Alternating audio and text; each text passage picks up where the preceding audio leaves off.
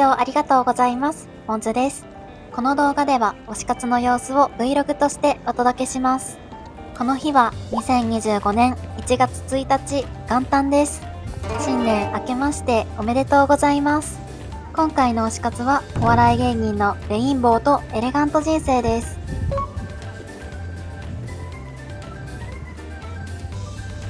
元旦からレインボー主催のライブがあります。せっかくなので初詣に行ってから会場に向かっていきます。初詣は飯田橋駅の東京大神宮に決めました。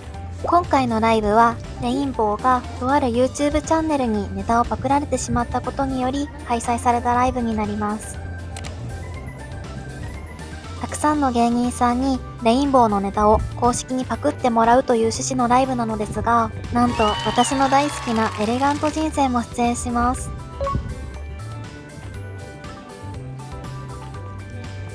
ちなみにエレガント人生は単独ライブに行くくらい大好きで、毎日20時に更新される YouTube のコントを見るのが日課です。そんなわけで初詣に向かっていきます。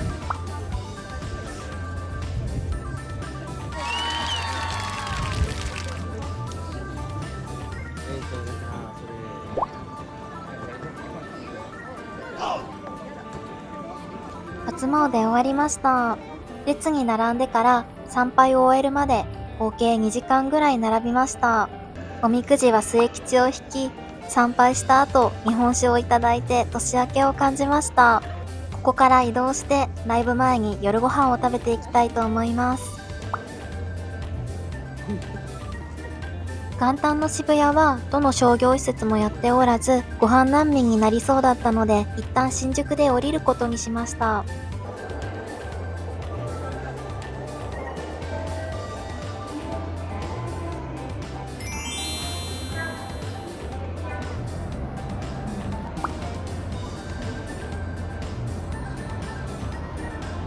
新宿の商業施設は営業していたものの、どこも時短営業だったので、急いでお店を探してたどり着きました。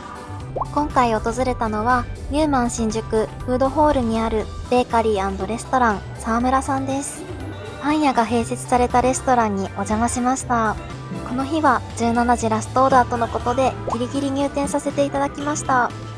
魅力的なメニューが多くて、どのメニューにするか迷ってしまったのですが、豚肩ロースの黒ビール煮込みに決めました。ランチメニューには焼きたてのパンがついています。この日は三が日だったので、特別な前菜もセットになっていました。料理到着しました。黒ビール煮込みはほろ苦さの中に黒ビール自体のコクもしっかりとあって、お肉との相性抜群でした。豚肉もホロホロで美味しかったです。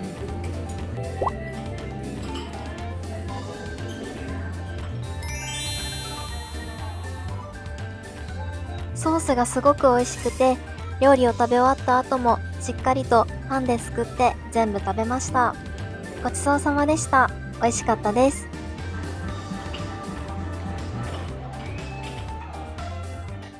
それではライブ会場がある渋谷に移動していきます。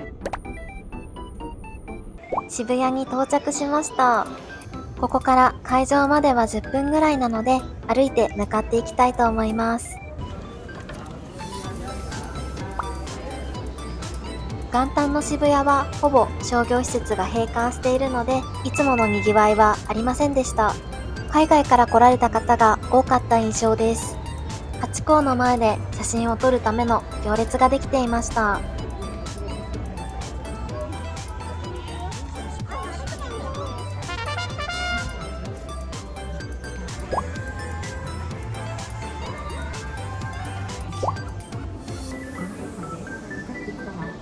会場の吉本無限大ホールに到着しました。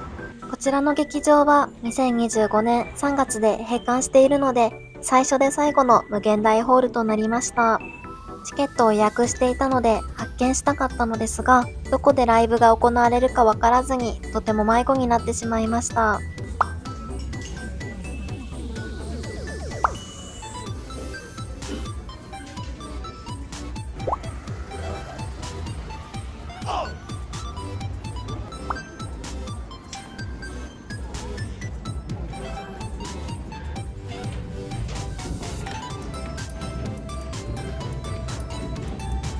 無事に会場がある地下1階にたどり着きました。